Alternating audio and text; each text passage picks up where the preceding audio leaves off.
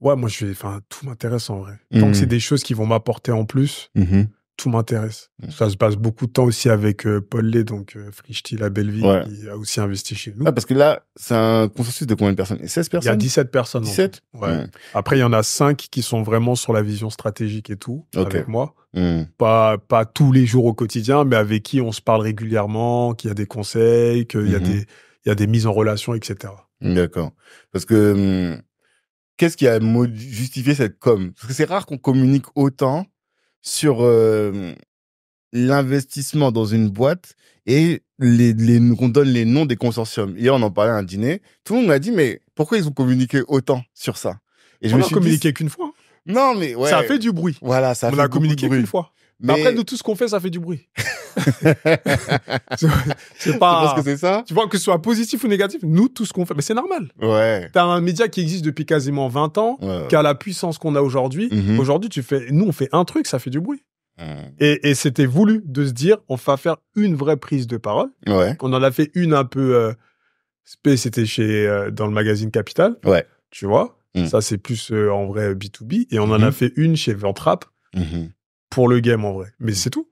Après, on n'a pas plus parlé que ça. Et là, la seule fois où j'en parle directement, c'est ici. D'accord. C'est là, tu m'en parles là. Okay. Sinon, j'ai pas pris d'autres prises de parole. Ouais, après, peut-être que comme nous, on suit le truc. C'est l'écho. Ouais, parce que je te dis, dans les groupes WhatsApp, ça se partageait et tout. Je dis, qu'est-ce qui se passe? Moi, j'ai trouvé ça sur l'Insta de Wally. Ouais. Et après, ça se partageait. Et du coup, on a commencé à réfléchir, quoi. On s'est dit, est-ce qu'il y a une volonté politique derrière le fait de communiquer? Non, je pense que... Non, peut-être qu'il y en a une, qu'elle doit être certainement inconsciente, tu vois. Ok. Mais je pense qu'il y a Nous, avant, pour être totalement transparent, on a connu un redressement judiciaire. Je pense que tout le monde le savait, tout le monde a vu. Je sais pas si tout le monde le savait. C'était des petits mots, on en parlait. On m'en a pas parlé, moi, directement. Je pense que les gens n'osaient pas me dire. Mais je sais que la capture d'écran, elle a tourné. Après, c'est le jeu. Ah, parce que carrément, les gens, ils ont vu la décision judiciaire. On est trop gros pour passer... sous les radars, quand c'est un truc comme ça. Bah oui. Moi, c'est des gars du game qui m'ont dit, c'est compliqué pour nous scaper en ce moment. Mais on est trop gros. Okay, après, moi, j'ai toujours été serein là-dessus parce que je savais où on allait. Donc, au final, tu vois, il y avait pas de souci. Et je pense que, donc, cette communication-là, en vrai, oui, il y avait quelque chose de politique parce qu'il fallait aussi dire aux gens, on est là, on n'est pas mort. Ah, tu vois, je pense qu'il y avait aussi Moi, c'est pas à ça que je pensais, mais oui, ça, c'est sûr qu'il doit y avoir un peu de ça. Tu pensais à quoi? Non, parce que, en fait, regarde, Bouscapé, c'est le média de la jeunesse, tu vois, la jeunesse des quartiers. Ouais. Ce truc-là, il peut pas mourir, tu vois. Bien sûr. Ne serait-ce que pour ce que vous représentez. Maintenant, quand tu communiques comme ça et que tu dis que tout le monde s'est mis ensemble pour soutenir, ça montre que ce truc-là, on est tous là, on est derrière et vous allez pas nous faire tomber, personne va nous faire tomber. Tu vois franchement, c'était pas l'esprit du tout. Ok, d'accord. Mais là, je te capte grave quand tu dis ça. Tu vois l'idée. Et en vrai, je pense qu'inconsciemment, c'était ça aussi parce que même les gens qui se sont rassemblés autour pour mettre un billet, en fait, c'est Paul Lay qui a un peu l'idée tout le truc. Ok. Tu vois, moi, j'en parlais avec lui, Wallet et Franck Hanès. Je les ai réunis tous les trois. Paul a été un peu le porte-drapeau de tout ça. Et c'est lui, après, qui est parti chercher tous les autres investisseurs, tu vois, pour le truc. Et dans les discussions qu'on avait, il m'a dit, il les a tous convaincus assez facilement, tu vois. Et même tous, la plupart, ils voulaient mettre beaucoup plus d'argent. Ok. Tu vois. Vous avez refusé plus. Non, parce que ça sert à rien d'être trop gourmand, en fait. Faut juste, faut avoir, c'est la vision qui est le plus important. Okay. Tu vois. Moi, comme je dis toujours, c'est au-delà de l'argent qui a été investi au sein de la boîte qui est bien, parce qu'au final, ça va nous permettre de nous relancer et tout. Ce qui est surtout intéressant, c'est qui les gens qui sont autour de la table. Ouais. C'est des gens qui ont du réseau, c'est des gens qui viennent des mêmes milieux que nous, c'est des gens qui comprennent cette culture. C'est ça le plus important. Parce que l'année d'avant, on était déjà à la recherche d'investisseurs. Ouais. On avait fait un roadshow et tout, on a rencontré de tout. Même gros Bolloré et tout. Même si on n'allait pas y aller. Ah, ok. Fallait Juste quand même pour avoir des feedbacks. Ils veulent nous rencontrer, t'y vas, t'écoutes quand même, tu vois ce qu'ils ont à te dire. Ça te permet aussi de savoir où tu te positionnes. Et il y avait ce truc de, c'est pas des gens... Leur vision, c'est pas la nôtre, en fait. Ils captent pas ce qu'on veut faire, ils captent pas où on veut aller. Tu peux pas aller avec quelqu'un qui... Tu peux pas te faire racheter par quelqu'un qui comprend pas là où tu veux aller. Et c'est l'erreur que beaucoup font. Parce que ils y vont pour l'appât du gain, mais au final, ils sont déçus parce qu'ils se disent, ça pète avec l'investisseur 2 ans ou 1 an plus tard. Bien sûr. C'est un gros risque. Et moi, franchement, c'était technique parce qu'au final, tu te retrouves en redressement judiciaire. C'est-à-dire qu'il faut que tu trouves vite un investisseur. Mais en même temps, qui dit vite, dit tu peux te tromper et aller vers n'importe quoi. Après, moi, je suis extrêmement croyant. Je suis très... le destin, baraka. C'est le destin. Et tu vois, je pense que la baraka, je l'ai. Et en vrai, vas-y, tu vois, j'ai essayé d'aller vers les personnes qui... J'ai un réseau aussi, donc j'ai parlé avec des gens en vrai qui me ressemblaient, qui comprenaient là où je voulais aller, que je connaissais quand même déjà un petit peu, qui connaissaient un peu toutes nos problématiques et qui pouvaient nous aider. Et en vrai, ça l'a fait, tu vois. Mais pour moi, tout est écrit. Tu vois, il n'y a pas de... Tu vois ce que je veux dire? Il n'y a pas de hasard. Et je suis très heureux et très content que ce soit ces gens-là, en fait, qui nous aient repris. Parce qu'au final, on garde notre identité éditoriale, tu vois, on garde notre liberté et ils nous apportent que des choses qui vont nous emmener plus loin. Tu vois, et moi, c'est une richesse incroyable d'être entouré d'un Franck Hanès, d'un Walé, d'un Franck Hanès, pour les gens qui ne connaissent pas, c'est SoFood, c'est ça? De SoFood, tu vois. Un gros groupe autour de... Ça a toujours été, moi, un de mes modèles en termes de modèle business. Une fois que j'ai compris que je faisais un business, quand je voyais le business de Soprès, j'ai fait, lui, il a tout compris. Avec son média, comment il a créé plein d'entités autour, avec le côté et en plus de ça, dans la pub, il a réussi à créer... Franchement, j'ai toujours dit, son modèle, il est incroyable. Si on a réussi à faire la même chose chez Bouscapé, c'est magnifique. Et lui, aujourd'hui, il est dans la Captable, donc tant mieux. Et du coup, qu'est-ce qui t'apporte? Donc, tous ces gens-là, là. Une vision, beaucoup de conseils et du réseau. Ouais. Tu vois? Et même sur le côté structurel, en vrai, là où on veut aller, tu vois, structurer le côté agence, etc., c'est des gens qui ont une expertise. C'est des gens ils connaissent le truc sur le bout des doigts. Donc, ils apportent aussi cette solidité. Et quand tu dis Bouscapé est repris par Franck Hanès, Walé, Paul Lé, Adrien Mignati et consorts, les gens, quand ils voient les noms, ceux qui sont dans le game, ceux qui sont dans l'entrepreneuriat, quand ils voient les noms qu'il y a autour, ils savent que c'est sérieux. Ouais. Tu vois? Et c'est pas un truc juste pour mettre des noms, pour dire il y a un tel. Franchement, c'est des amoureux du média. Ils sont tous contents. Et Paul Lé, autant Walé, bon, tu te dis, lui, c'est de la com, donc forcément. Franck Hanès aussi. Mais Paul Lé, je me suis dit, bon, lui, c'est plus la bouffe. Tu vois? Mais c'est là qu'il est vif. Ok. Parce que Paul, c'est le premier avec qui je discute. D'accord. C'est un mec qui est dans la food tech, mais pareil, qui a grandi à Ivry. Ouais, c'est un mec d'Ivry. C'est un mec d'Ivry. Et du même quartier? Non, parce que vous, chez vous, c'est compliqué. Lui, son quartier, mon quartier, j'étais en guerre. Donc c'est pour ça qu'on se connaissait pas. C'est très compliqué. Ça y est, ça s'est calmé. Et en vrai, en fait, c'est un gars qui, quand tu parles avec lui, en fait, il est comme nous. Tu vois, et on a les mêmes codes, il a grandi dans cette culture, il kiffe le rap, il kiffe le média. Et en vrai, c'est un génie du business. Tu vois. Il a racheté Frishti, rien que ça. Quand il a fait ce move-là, j'ai dit, ok. Et encore, il va pas s'arrêter là. Ok. Mais tu vois, c'est là où il est très bon. C'est qu'il sait qu'il faut s'entourer de gens qui sont en rapport avec ce qu'on fait. Donc, quand je lui parle de Franck Hanès direct, genre, je lui parle, c'est comme si je lui en parle aujourd'hui. Le lendemain, il parle avec Franck. Le soir même, il m'appelle, il me dit, c'est bon, Franck, il va nous suivre. Ok. D'accord. Il a une capacité pour persuader les gens, il est trop fort. Tu vois, et moi, c'est un plaisir de bosser avec lui parce qu'au final, c'est quelqu'un avec qui je suis devenu très proche déjà avant que ça se fasse. Ok.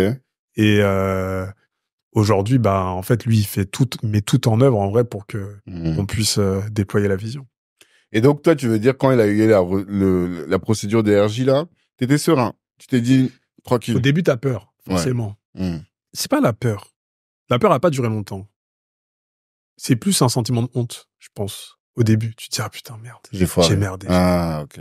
Tu vois. En plus, moi, j'étais dans une logique de, là, on part en RJ. De toute façon, je vais garder tout le monde avec moi. Comment ça? Tu vois, mon équipe. Ouais. Je dis, il n'y aura pas de réorganisation. Les 25, je vais les garder. Ah. Mais en fait, c'est pas possible. Quand tu pars en redressement judiciaire, c'est qu'il y a un truc qui fonctionne pas bien. Et nous, la masse salariale, elle était trop importante. Donc, il fallait forcément cut. Mais tu vois, au début, j'étais dans le déni de me dire, non, moi, je peux pas laisser mes gens. On en revient au côté humain. Tu vois, c'est pas possible. Tu vois, et ça, je crois que ça a été le truc le plus compliqué. C'est de me séparer de gens dont j'avais pas forcément envie de me séparer par rapport à un contexte. Tu vois. Mais après, c'est la vie d'un entrepreneur, en vrai. Je crois que c'est le seul truc qui m'était pas encore arrivé dans ce game. Ok. de faire couler une boîte, tu vois. Je suis passé par là. Franchement, j'ai appris de fou. Ouais, parce que ça aussi, là, quand tu analyses, quelles sont les choses qui ont fait, qu'est-ce que tu aurais dû mieux faire pour que ça se pérennise? Je pense qu'il nous manquait une vision financière. C'est-à-dire que nous, on avait un DAF à temps partagé parce que ça nous coûtait trop cher, en gros, d'avoir un DAF internalisé, etc. Donc, qui était là et qui bossait avec nous quasiment deux jours par mois. Et en fait, on a grossi très vite. Et je pense que quand on a grossi, on aurait dû switcher direct et avoir soit un contrôleur de gestion, soit quelqu'un qui soit en interne avec nous, qui suit au day-to-day ce qu'on fait et surtout qui comprend ce qu'on fait. Et ça, comme on l'a pas fait, bah, quand t'as pas de vision financière sur ta boîte, surtout nous, en tant que média qui produit du contenu gratuit, parce qu'en vrai, ce qu'on produit pour YouTube, c'est du contenu gratuit qui est une vitrine qui, à partir de ça, on va réussir à vendre du business derrière. Si tu maîtrises pas tes coûts, t'es mort. Tu vois?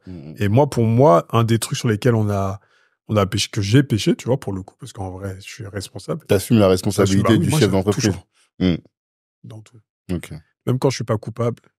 Non, mais des fois, tu peux avoir un truc où c'est un membre de ton équipe qui a merdé, que t'aurais pas fait pareil. Moi, comme je dis toujours, je suis coupable, mais pas responsable. Dans tous les cas, je le prends.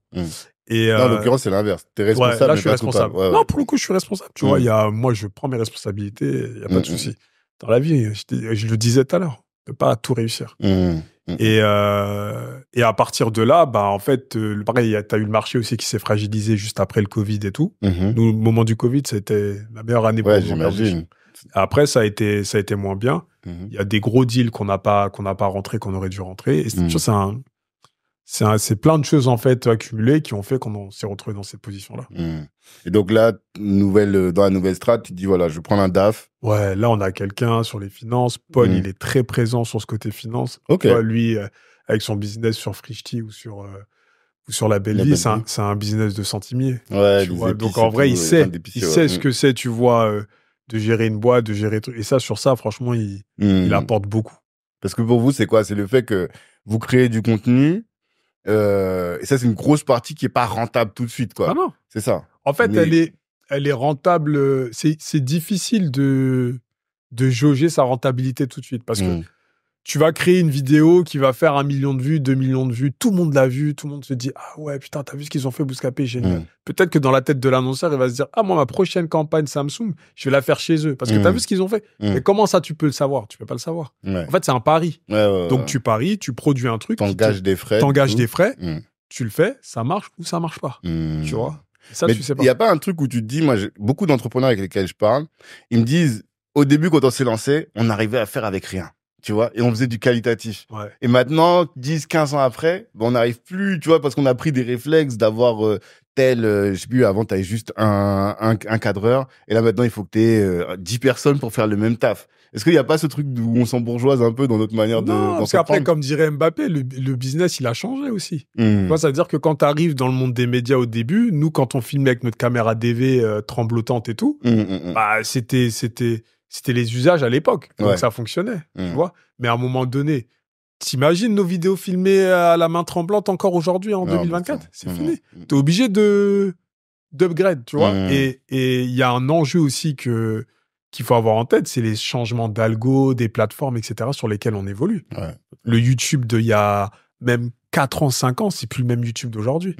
Donc, tu fais plus les choses de la même manière. Nous, avant, sur YouTube, il y a 5-6 ans, c'était une vidéo par jour. Et une vidéo par jour, ça cartonnait. Aujourd'hui, on sait quasiment une vidéo tous les 10 jours. Tu vois? C'est une vidéo tous les 10 jours sur YouTube. Il faut faire moins de vidéos aujourd'hui? Non, c'est pas qu'il faut faire moins de vidéos, mais nous, en tout cas, on en fait moins parce qu'on préfère être plus qualitatif. Ah, d'accord, ok. Je croyais que c'était à cause de l'algorithme. Voilà, plus qualitatif, elles sont plus produites. Aujourd'hui, ce qui fonctionne le plus sur YouTube, c'est des vidéos plus produites. Tu vois? Et donc, qui dit plus produite demande un peu plus de temps, etc. Là où avant, t'as vu, comme tu dis, tu faisais des vidéos avec rien, tu postais, et ça marchait. Aujourd'hui, il y a un changement d'algo auquel il faut s'adapter, tu vois. D'algo et même de concurrence. Et de concurrence. Aujourd'hui, t'as les TikTok, t'as les Insta. Tu vois, nous, sur TikTok, on est super fort, tu vois. Là, on vient de prendre 70 000 abonnés en un mois, tu vois. Donc, tu vois, ça fonctionne bien. Sur Insta, j'en parle même pas. Dès qu'on fait un truc, ça fonctionne. Nous, sur Insta, une vidéo, entre guillemets, qui fonctionne pas, c'est 150 000 vues. entre 150 et 200 000 vues. Tu vois, je te il n'y a pas beaucoup de médias. Et vous facturez quoi, au coup pour 1000 ou comment vous facturez à votre audience, enfin à vos clients? Tu vois, même ça, le CPM, c'est une vision à l'ancienne. Ah ouais? Ouais, pour moi. Excuse-moi. Non, excuse-moi. Non, mais là, il n'y a pas de souci. Non, mais je savais pas du tout. Non, si, tu peux plus, en fait, fonctionner comme ça. Ok. Tu vois, nous, on a un truc plutôt global où on va voir quels vont être nos frais de prod, déjà. Tu vois, et on facture la diffusion. Ok. Tu vois, on va te dire minimum, ça va être tu vas faire minimum tant d'impressions. Tu vois, ça, on arrive à le quantifier. D'accord. Et des fois, on se retrouve face à des agences qui nous parlent encore de CPM et tout. Moi, quand tu parles de CPM, j'ai dit, bon, ouais, tu peux plus parler de CPM. Ah ouais? C'est plus ça, en fait, c'est plus ça qui compte. Les chiffres, je t'ai dit encore une fois, chez nous, c'est du acquis. Ouais. Dans tous les cas, les chiffres, tu vas les faire. Oui, mais tu vas les faire 150K et 1 million, c'est pas la même chose. Mais c'est l'impact qui compte. Ouais. Tu vois? Nous, on a fait des vidéos qui ont fait moins de vues que chez des concurrents, mais qui ont eu un impact fou. Regarde, tout à l'heure, on parlait d'une interview de Macron en off. Ouais. T'as vu tout le bruit que ça a fait? Ouais. C'est 400 000 vues sur YouTube, pas plus. Ouais. Elle a été impactante parce que de voir Macron sur Bouscapé, oh, qu'est-ce qu'il fait là? Pourquoi ils ont fait ça? Tu vois? C'est aujourd'hui, moi, ce que je recherche, c'est plus l'impact que les vues. Mais oui, les vues, ça fait aussi partie de l'impact. Mais quand tu parles de l'impact, comment tu le mesures, cet impact-là? Parce que nous, on le sait, tu vois, mais... On en discute. Ok. L'engagement. On en revient à l'humain, mais tu sors, tu rencontres des gens, ils te parlent du contenu. Tu vois? Ouais, quand tout le monde t'en parle, tout ça, on a perdu ce truc. Aujourd'hui, on regarde que les stats. Exactement. Et on regarde pas les ressentis des gens. Mais quand tu rencontres les gens et qu'ils te disent, putain, j'ai vu telle vidéo de Chacola que t'as fait. Putain, c'est chaud, hein. C'est bien fait. En fait, pour moi, ça, c'est beaucoup plus valorisant que, bien sûr, mais je suis content que les vidéos, elles aient fait 800 000 vues en quelques jours. Hein. C'est pas ça, le truc. Mais je le savais. Je savais que ça allait performer. Maintenant, est-ce que ça va plaire aux gens? Est-ce que ça va créer de la discussion? Est-ce que ça va susciter de l'intérêt? C'est ça qui est intéressant. Mais en fait, comment tu défends l'impact à un client? C'est ça, en fait, la difficulté. Parce que l'impact, quand tu dis le retour que tu vas avoir... En fait, pourquoi je te pose ça? Je vais dire un truc très simple. Nous, on avait un annonceur à l'époque, nous conseille. Et il nous disait... Au début, il nous disait, ouais, bon... Ça n'a pas beaucoup d'impact. Sur le coup, les chiffres, c'était pas ouf, c'était le début du podcast. Mais plusieurs fois dans la rue, les gars leur disaient, ah tiens, je t'ai vu sur le podcast, je t'ai vu sur le podcast, je t'ai vu sur le podcast. Mais si ça t'arrive 3-4 fois, tu vois, moi, c'est pas objectivable pour moi, quand je suis moi le diffuseur, enfin moi le créateur de contenu, de dire, t'inquiète, tu passes chez nous, dans la rue, on va te croiser. Je sais pas si tu vois ce que je veux dire. Ouais. Après, quand je dis impact, quand je minimise les chiffres, je le fais volontairement pour bien expliquer que c'est pas le truc le plus important, tu vois. Mais c'est une donnée en fait qu'il faut prendre en compte aussi. Pour le client. Aujourd'hui, le client, quand il te connaît pas, tu vas pas venir et tu vas lui dire, moi c'est l'impact. Et voilà. tu vas être obligé de lui montrer des chiffres, l'engagement, etc. Mais moi, par exemple, aujourd'hui, il y a un truc qui je trouve, pour moi, la donnée la plus importante quand on fait un post, par exemple, c'est les commentaires. Ok. Le nombre de commentaires, le nombre de discussions. Après, je regarde aussi dans le détail à quel point les commentaires sont argumentés ou pas, si c'est pas des bots, tu vois. Je regarde tout ça. Ok. Ça, c'est intéressant. Quand tu fais un post Insta et que tu as 100 commentaires, là, tu te dis, ça a suscité de l'intérêt, ça a suscité la discussion, alors que tu n'as même pas cherché à créer le buzz, entre guillemets, tu vois, à être clivant. Ouais. Et ça, c'est une vraie réussite. Parce que c'est les humains qui parlent, c'est les humains qui discutent, c'est les humains, ça a suscité une émotion en eux qui ont fait qu'ils sont allés jusqu'à commenter. C'est ça qui est intéressant. Non, c'est intéressant. Et du coup, la dernière fois, je t'ai entendu dire que toi, vous vouliez plus diffuser les clashs dans le rap. Ouais, ça fait. Parce que justement, parce que pour le coup, ça crée de l'engagement. Ouais. Mais ça entache votre marque. On pourrait dire. Ça crée de l'engagement, mais c'est un engagement négatif, tu vois. Encore une fois, après tu grandis avec l'âge. L'époque où on diffusait les clashs, nous, dès qu'il y avait un truc qui tombait, t'as vu, il y a un tel qui a dit un truc sur un tel. Je me vois même sortir de mon lit la nuit pour aller taper la news moi-même pour être sûr qu'on allait faire des vues. Le lendemain, je vois, on a fait 400 000 vues dans la journée, je suis comme un ouf. Mais c'était une époque. Après, les clashs, tu vois, quand tu vois les dérives qu'il y a eu, tu vois, où t'as des choses dramatiques qui arrivent derrière. Et t'as vu, on s'est dit à un moment donné, moi, j'avais pas envie de participer à ça. Ça m'intéresse pas. Tout à l'heure, t'as dit, je viens d'Evry. Ah, vous, c'est compliqué. Toute ma jeunesse, j'ai connu que des histoires de bagarres entre quartiers et compagnie. C'est pas pour transposer ça dans ce que je fais aujourd'hui, tu vois. Et puis, on a une responsabilité aussi aujourd'hui. Tu peux pas dire que tu vas juste relayer l'info et qu'au final, c'est pas toi qui fais. C'est pas vrai. Quand tu relais une info telle que celle-ci avec un réseau tel qu'on a, bah, tu sais l'impact et tu sais l'amplification qu'il y aura derrière. Totalement. T'as parlé d'Evry depuis tout à l'heure, j'ai envie de rebondir un peu là-dessus. Quel est l'impact de cette ville-là sur ce que t'es aujourd'hui? Parce que pour moi, Evry, ce qui est marquant chez Evry, c'est une ville de noirs. Vraiment. Ouais, il y en a beaucoup. Parce que t'as dit tout à l'heure, c'était cosmopolite, mais pour moi, je pense que parmi les villes dans l'Île-de-France, Evry, Gris, oui. c'est là vraiment où tu trouves massivement les Renois quand même, tu vois. Après, peut-être que... Après, moi, mon quartier, c'était la petite exception où t'avais les deux. Beaucoup de Renois, beaucoup de Rebeux. T'es de quel quartier? Moi, je suis Canal. Ok. C'est donc le même quartier que Olkinry. Ouais, c'est pour ça. Ouais, lui, il est plus âgé que nous, mais même quartier. C'est pour ça qu'au début, vous faisiez vos vidéos avec lui et tout. Moi, son grand frère, c'était mon animateur au centre de loisirs. Ok, d'accord. Ok. Mais du coup, alors, ça, c'est la première question. Moi, j'ai deux sujets toujours. C'est quel impact de ton quartier? Et deuxième, c'est toi, t'es Peul. Ouais, je suis Peul. Quel impact aussi de la culture Peul sur ton business? Parce que tu vois, tout à l'heure, t'as beaucoup parlé de ton extrême politesse. Je sais que les Peuls, tu vois, c'est très droit, un peu comme les Comoriens, un peu. Je sais pas si tu vois le truc. Ouais, mais souvent on me le dit, ouais. Donc voilà, quels sont les impacts de ces deux trucs-là sur ta manière de faire du business aujourd'hui? Bah, moi, ma ville, en vrai, ce que ça m'a apporté, c'est que bah, j'ai grandi dans beaucoup de bienveillance et beaucoup d'animateurs de quartier qui nous entouraient. Tu vois, nous, on faisait grave des activités plus jeunes. On avait monté un journal de quartier, tu vois, tous ensemble. Tu vois, donc j'ai beaucoup connu ces trucs d'activités où tu bouges, où tu fais des trucs, tu vois, et de découverte. Donc, je pense que ça m'a beaucoup apporté sur ça. Après, à côté de ça, le côté négatif qui, pour moi, s'est transformé en positif, c'est... Moi, j'ai beaucoup grandi dans tout ce qui est histoire de guerre de quartier. Ouais. Donc, en fait, j'y participais pas. Parce qu'en vrai, moi, mon père, il était beaucoup derrière nous.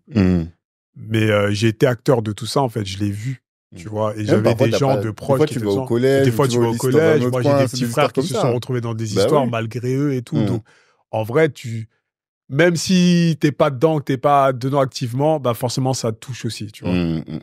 Donc, moi, ce truc-là, ça... De toute façon, t'as deux chemins. C'est soit tu rentres dedans et tu fais pareil, soit t'es pas dedans et tu te dis comment je fais pour faire autre chose et pour pas tomber dans ça. Et moi, ça a été plutôt ça, tu vois. Et comme mes parents, ils étaient derrière moi et que les gens avec qui je traînais aussi étaient des gens qui étaient un peu dans la même mentale que moi, bah, au final, on est allé vers quelque chose de positif. Mais ouais, Évry, pour moi, c'est ma ville, en vrai, tu vois. Pour rien au monde, en fait, j'aurais eu une autre jeunesse à 2-3 choses près. Parce qu'au final, j'ai grandi avec des gens différents, cultures différentes, mais on s'est beaucoup enrichi entre nous, on traînait beaucoup ensemble, tu vois, j'ai beaucoup ri. Notre sport favori, c'est vanner. C'est le sport favori dans mon quartier, c'était que ça. On passait notre temps à faire ça. Donc, tu vois, ça, c'est des souvenirs incroyables. Je suis pas nostalgique, parce que moi, je suis pas quelqu'un de nostalgique. Mais quand j'y repense, ou là, tu m'en parles, par exemple, ouais, j'ai vécu vraiment beaucoup, beaucoup de bons moments. Et la culture Peul, par rapport à ma culture Peul, ben, nous, c'est une culture très forte. Parce que les Peuls, ils sont très communautaires. Très, très, très. Tu sais, ils sont beaucoup dans les trucs, même mariage entre eux, entre cousins, cousines, Peul, tu parles que Peul. Tu vois, moi, par exemple, ma femme, elle est française-espagnole. Et mes enfants, bah, du coup, sont métis. Mais ma mère, par exemple, elle parle que Peul à mes enfants. Ah, c'est bien ça. Et tu vois, mon fils, il a perdu un peu, parce que ma mère, elle fait beaucoup d'allers-retours entre la France et le Sénégal. Ben, elle l'a gardé de 0 à 3 ans, elle lui parle que Peul. Même là, quand elle le voit, elle lui parle que Peul. Et nous, en vrai, moi, je parle ma langue maternelle parce que mes parents m'ont parlé que ça. C'est ça. Ma mère, elle n'a pas fait d'effort particulier pour parler français. Mon père l'a fait, ma mère, non. Nous, on était toujours un peu gênés qu'elle parle pas français quand on était plus jeunes. Mais aujourd'hui, je me dis, mais c'est une richesse parce que si elle m'avait pas inculqué ça, bah, aujourd'hui, j'aurais peut-être pas le goût d'aller au Sénégal, tu vois. J'y suis allé plusieurs fois avec ma famille, dans mon village reculé à 600 km de la capitale où t'as quasiment rien, pas de réseau, rien. Bah ouais. Ok. Tu vois. Donc, ça, je trouve que c'est fort, tu vois, et que mes enfants, ma femme, ils voient là d'où tout part. Je trouve que c'est trop important. Pour se connaître, il faut connaître de là où on vient. Totalement. Tu vois. Ouais, d'accord. Et je pense, c'est ce côté Peul, ça m'a beaucoup apporté. En fait, c'est ambivalent parce que ça m'a amené beaucoup d'éducation, beaucoup de cadres, qui fait que aussi, des fois, ça m'a fixé des petites limites parce que je me lâchais pas forcément sur certains sujets. Peut-être, alors je parlais de ma timidité parce que nous, notre truc, c'est, sois discret. Te montre pas, sois discret. Honte à la famille, travail. C'est beaucoup, tu connais, les familles africaines, c'est beaucoup le regard des gens, truc, nanana. Donc moi, j'ai grandi dans ça, je me suis construit dans ça. Donc, à un moment, je pense que ça a trop pesé aussi sur moi, ce truc. De dire, attends, mais si je fais ça, mais les gens vont dire quoi? Mais si tu fais ça, les gens vont dire, tu vois? Et heureusement, aujourd'hui, j'ai fait un travail, je m'en suis quand même un peu détaché. En fait, j'ai pris ce qui était bon pour moi et avec l'âge que j'avais envie, ce que je trouvais pas aligné avec moi-même, bah en vrai, je l'ai mis de côté, tu vois. Mais oui, beaucoup de richesse. Ça m'a beaucoup apporté. Et dans ton business, alors, est-ce qu'il y a des choses que tu appliques qui viennent de cette culture? Est-ce que, par exemple, dans la culture de ton entreprise, il y a des choses qui font que, parce que moi, j'ai grandi dans ces valeurs-là, et bien, je les retrouve ou je les diffuse aussi dans mon entreprise? Bah, moi, ou la culture quartier. Les deux sont possibles aussi. Alors, il y a un truc en commun sur la manière dont j'ai grandi dans mon quartier et la manière dont j'ai grandi au sein de ma famille, c'est le côté très famille, entraide. Tu vois? Ça, c'est... Moi, mes parents, toute notre vie, nous ont dit faut que vous entraidiez entre vous, entre frères et sœurs, faut que vous soyez ensemble. Et pareil, tu vois, dans mon quartier, là où j'ai grandi, c'était l'entraide, on est ensemble. Tu vois, moi, mes potes, je les connais, on avait 12 ans. Aujourd'hui, on a 42 ans. Donc, tu vois, tout le temps qu'on a passé, et on traîne encore ensemble ce soir, on va regarder le match ensemble. Tu vois, donc, on a toujours eu ce truc d'entraide. Tu vois, moi, j'ai perdu mon père en 2016, eux, ils étaient là avec moi. En fait, on a tous perdu au moins un parent dans mon cercle proche, et à chaque fois, on a été là, tu vois, on est ensemble. C'est la famille du quartier. C'est la famille. Et en fait, ce truc-là, je sais que je l'ai en moi, et que même dans ma boîte, c'est un truc qui est important. Et que souvent, les gens qui sont passés par Bouscapé, ils ont ce truc de se dire, ouais, là-bas, il y a un côté famille, tu vois. Mais cette semaine, j'ai discuté avec un entrepreneur et il m'a dit ce truc-là. Parce que moi aussi, j'ai coutume de dire Black Network, c'est une famille. Et je parle même du staff, même les adhérents, quoi, tu vois. Demain, tu as quitté Black Network, mais en réalité, je vais rester en contact avec toi parce que, voilà, il y a ce côté-là. Et un entrepreneur qui m'a dit une chose à laquelle j'avais jamais pensé, il m'a dit, mon business, c'est pas une famille. Parce qu'une famille, on est ensemble, quoi qu'il advienne. Alors que le business, c'est la performance. Si t'es pas performant, tu dégages. Comment est-ce que tu arrives à vivre ça Mais c'est une forme de famille quand même. Ok. En fait, je veux dire, il faut réussir en fait à avoir du discernement. C'est-à-dire que ma famille du quartier, mes potes, c'est une chose. Ma famille de sang, c'est autre chose. Et ma famille de travail, c'est autre chose. Il y a des valeurs communes. Après, tout n'est pas pareil. Mais je suis d'accord que dans le travail, c'est la performance qui guide tout, parce que si jamais t'es pas performant, quel que soit le domaine que t'occupes, tu vois, même si t'es pas là pour faire rentrer de l'argent directement, tu dois être performant dans ta création de contenu ou dans autre chose. Après, moi, j'ai moins la vie, oui, quand ça va pas, faut arrêter. Moi, virer des gens, j'ai déjà fait. J'ai aucun problème avec ça, je suis très à l'aise. Très à l'aise. Quand il faut le faire, faut le faire. Parce que je dis toujours, Bouscapé, c'est au-dessus de moi, et moi, je suis là pour servir le média. Mais la forme, elle est quand même importante. Parce que je sais que souvent, tu vois, j'ai eu affaire à des cas où j'ai pas été forcément bon dans la forme. Le truc de performance où tu dégages. Et avec le recul, je sais que c'est pas moi. Tu vois, j'ai des valeurs très fortes, en fait, sur mes rapports humains avec les gens. Et même si, souvent, j'ai voulu être un peu en mode, vas-y, distance. T'as vu, des fois, je me suis dit, distance, moi, t'as vu, je peux pas me mélanger avec salarié, moi, c'est tout. Mais en fait, c'est pas moi. Ok. Tu vois ce que je veux dire? Donc, en vrai, ça sert à rien d'aller contre nature. Maintenant, ma nature, c'est ça. C'est comment je compose avec ma nature et comment j'arrive à faire en sorte que, avoir des bons rapports avec les gens avec qui je travaille et que même si demain ça va pas, que je puisse te le dire et que si jamais on doit se séparer, on se sépare, tu vois.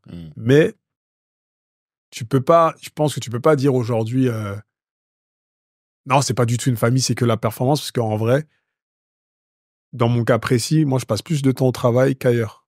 Donc, les gens du travail, je suis avec eux tout le temps. C'est ça. Donc, je préfère avoir des liens proximité, tu vois, en gardant un cadre, hein, bien sûr, et réussir à leur dire ce que j'ai à leur dire quand ça va ou quand ça va pas, plutôt que d'être en mode, enfin, tu vois, c'est pas ma manière de voir les choses. Et est-ce que tu as cette vision un peu sociale de dire, comme toi, tu as eu des grands frères au quartier, mais toi, aujourd'hui, tu es le grand frère, parce que c'est une culture qui est très jeune, le hip-hop. Ouais. Tu m'as dit, non, je t'ai entendu dire que votre cible, c'était 18-24 ans, majoritairement. Ouais. Donc, je pense que les équipes sont à la lumière correspondent un peu à l'audience. Donc, moi, j'ai des gens aujourd'hui qui pourraient être mes enfants. C'est ça. Dans la boîte. Et est-ce que ça, tu le vis comme ça aussi au quotidien dans ta boîte, dire je suis votre grand frère ou je dis pas que je suis pas leur grand frère. Ça, c'est sûr. Justement, c'est la question, tu vois. Mais par contre, j'ai ce truc de transmission qui est important, tu vois. C'est-à-dire que je pense que aujourd'hui, j'ai quand même acquis un certain savoir. J'ai de l'expérience. L'expérience, c'est un truc qui est important, tu vois, qui est riche. Et en fait, j'ai envie de le transmettre, que ce soit à travers mes différentes expériences ou trucs que j'ai connus dans ma vie ou sur des conseils, tu vois, oui, j'ai envie de transmettre ce truc-là. Après, je reste quand même aussi... Après, c'est moi. Ça veut dire que moi, en vrai, je suis quelqu'un quand même d'assez... je fais attention aux équipes, je fais attention aux histoires de santé mentale et compagnie. Ah ouais? Ouais, moi, je fais attention à ça. Tu peux pas surmener les gens. Ok. Tu vois, on est une petite boîte et t'as vite fait de faire plusieurs choses. Et surtout que dans les médias, tu vois, tout à l'heure, quand t'as dit je sors du lit pour taper le truc, il y a des choses, c'est maintenant. Ah oui. Et donc, c'est ça qui peut mettre les gens un peu dans le dur. Tu vois ce que je veux dire? Et comment tu gères ça? En fait, il faut trouver le juste milieu parce que moi, j'ai envie qu'on soit sur tous nos sujets, qu'on soit les numéros 1, enfin, quand je dis numéro 1, en avance, etc. Ça demande beaucoup presque de l'astreinte, tu vois. C'est-à-dire qu'il faut que les gens soient... La réactivité. Mais en même temps, tout le monde a sa vie et pour tout le monde, Bouscapé, c'est pas non plus toute leur vie aussi, tu vois. Et ça, faut le comprendre, tu vois. Après, faut trouver le juste milieu. Mais en tout cas, moi, je sais que je m'intéresse grave à ça. Et les gens, ils savent, hein, tu vois, que même s'ils ont des problèmes perso, t'as pas besoin de me le raconter. Mais si jamais demain, il y a tel ou tel truc qui fait que, juste mets-nous au courant et t'inquiète. Non, mais ça, c'est pas facile à vivre, à gérer, mais tu sais qu'on dit que les boîtes familiales sont plus performantes que les boîtes non familiales. Ça, j'ai pas de doute là-dessus. Parce que la période où on a été le moins performant, c'est où on était moins famille. Ah ouais? D'accord. Et comment vous avez géré, moi, une question, forcément, tout le monde se pose. Comment vous avez géré avec Fif? Parce que au début, c'était lui, maintenant, c'est plus lui. Et j'imagine que ça n'a pas dû être facile parce que vous étiez des potes d'enfance, vous avez démarré le truc ensemble. Comment ça se gère, ça? Des histoires avec les associés. Enfin, les histoires, je sais pas s'il y a des histoires. Forcément, ça se gère pas. En vrai, ça se gère pas facilement parce que nous, avant de travailler ensemble, on a des liens forts parce qu'on est des amis d'enfance, on traîne ensemble quasiment depuis qu'on a 13 ans. Donc, on s'est connus, même pas d'enfants, on n'avait rien. Tu vois. Donc, en vrai, oui, c'est toujours... c'est pas des moments qui ont été forcément faciles à vivre. Après, ça fait partie de la vie, tu vois. Et il n'y a pas d'animosité particulière, tu vois. Il y a eu des histoires d'ego entre nous, ça fait partie du jeu, ça fait partie de la vie d'une entreprise. Et aussi parce qu'on a évolué différemment. Tu vois, c'est-à-dire que quand tu te connais très jeune, après, quand tu as 40 ans, tu n'as plus le même âge. Donc forcément, il y a des choses que tu vois différemment. Et ça s'est fait de manière assez naturelle. Et après, on s'est dit les choses, tu vois. Et à un moment donné, on savait qu'on pouvait plus bosser ensemble parce qu'on n'était plus en phase, que lui, il avait des aspirations aussi. Personnel, moi j'avais d'autres aspirations et puis après ça s'est fait comme ça, tu vois. Parce qu'on a tous ce sujet-là. Quel conseil tu donnerais à des gens qui sont dans ces difficultés-là? J'imagine que vous n'avez pas fait de pacte d'associés. Au début, non. Non, c'est ça. Non. Comment vous gérez quand il n'y a pas de pacte d'associés? Tu discutes. Ouais. Tu vois, tu discutes, tu parles et en bonne intelligence, normalement tu vas réussir à trouver le truc. Mais Ouais, je pense que faire un pacte d'associés, c'est important. Tu vois. Et il faut pas voir ça comme... ça veut dire que... c'est comme les contrats de mariage. Ça veut dire que tu penses qu'on va divorcer. Non, c'est juste qu'on sait pas de quoi la vie est faite. Ouais. Tu vois, après, nous, comme je t'ai dit depuis le début, quand on a commencé, on se disait pas qu'on allait en faire ce que c'est aujourd'hui. Ouais, vous pouviez pas anticiper. Donc on pouvait pas l'anticiper, ce truc-là. Mais aujourd'hui, oui, je pense que c'est un truc important. Et surtout, je pense que quand tu as une relation de travail avec quelqu'un avec qui tu es très proche, frère même, faut savoir tout se dire. Et pas de non-dit. Tu vois, je pense que nous, il y a des choses sur lesquelles il y a eu des non-dits, tu vois. Et c'est ce qui nous a coûté. Tu vois, je pense que ça, c'est important de se dire les choses et des fois, c'est de la peur. Hein. Tu te dis, vas-y, je vais lui dire, il va se vexer, mais j'ai pas envie de perdre mon pote. Ouais. Tu vois, des fois, c'est des trucs comme ça. Moi, je sais que ça m'est déjà arrivé. Je me dis, non, mais vas-y, je vais pas lui dire parce que je sais que ça, c'est un sujet sensible. Si je lui dis, ça va le vexer. Truc. Donc, tu laisses. Mais en même temps, comme t'es pas à l'aise avec le truc, bah, ça nourrit une certaine frustration. Et après, quand ça déborde, bah, après, tu vois, on arrive au point de non-retour. Après, il n'y a pas de... Entre Fif et moi, en tout cas, il n'y a pas eu d'animosité de ouf non plus, tu vois. Il y a eu des désaccords profonds sur des choses. Après, aujourd'hui, tu vois, il fait ce qu'il fait, il est content. Je pense qu'il voit ce que je fais aussi, je pense qu'il est content pour moi aussi, et puis voilà. Et en vrai, moi, comme je dis toujours, c'est un frère. Donc, je l'ai toujours aimé et je l'aimerai toujours. Voilà. C'est-à-dire que même si demain, j'espère qu'il lui arrivera rien de grave, mais s'il lui arrive un truc de grave, il sait que je serai là. Et je pense que vice-versa, c'est pareil, tu vois. C'est ça le plus important, en vrai. Moi, je sais tout ce qu'il a pu m'apporter dans mon parcours. Je pense qu'il sait aussi tout ce que j'ai pu lui apporter. Après, à un moment donné, on est arrivé à un moment où bah, chacun a pris sa route, mais il n'y a pas de souci, tu vois. On se souhaite que du bien. Hier, on avait un débat comme ça avec des entrepreneurs sur la question des contrats. Le pacte d'associés, c'est un contrat, tu vois. Et je leur disais, quand tu achètes ta baguette, tu fais pas de contrat, tu vois. Pourtant, c'est un contrat. Tu vois, toi, tu donnes l'argent, lui, te donne la baguette. Donc, arrêtez de dire il y a besoin d'un contrat tout le temps. Et quand je t'entends parler, ce que j'entends, c'est que plus que le contrat, ce qu'il faut, c'est surtout se dire les choses. Ouais, se dire les choses, c'est le plus important. Tu vois, avoir du cadre. Si demain, tout le monde était en capacité de pouvoir se dire les choses très franchement, sans se dire... C'est quoi quand t'as peur de dire la vérité à quelqu'un, c'est quoi? C'est ta peur qui t'aime plus. La vérité, c'est ça en vrai. Tu vois, t'as peur que je vais te dire un truc, Tanguy va plus m'aimer, j'ai peur qu'il m'aime plus, donc je vais pas lui dire. Mais tu vois, si jamais on arrive à avoir cette transparence de tout se dire, on n'a pas besoin de contrat au final. Tu vois, si on a tous une honnêteté intellectuelle et une honnêteté envers l'un et l'autre, on n'a pas besoin de contrat en vrai. Tu vois, on se parle, on se dit les choses et on fait. Après, maintenant, aujourd'hui, oui, bah, on est dans une époque où c'est important, tu vois, d'écrire les choses, de se dire les choses. Comme ça, demain, s'il y a des accords, au moins, on se réfère à quelque chose. Bon, bah, faut pas voir ça non plus comme quelque chose de négatif. Au contraire. Moi, je pense que c'est aussi, des fois, juste parce que tu as fait ce contrat d'associé, eh ben, il y aura pas de problème entre vous. Alors que, sans ce contrat, il aurait pu avoir un problème entre vous. Parce que tu as en tête que, de toute façon, on a notre pacte d'associé. Et je sais que dans le pacte d'associé, il y a cette tasse-là, j'ai pas le droit de la ramener chez moi. C'est juste ça. Et après, je le ferai pas. Tu vois, c'est du cadre. On a besoin de cadre.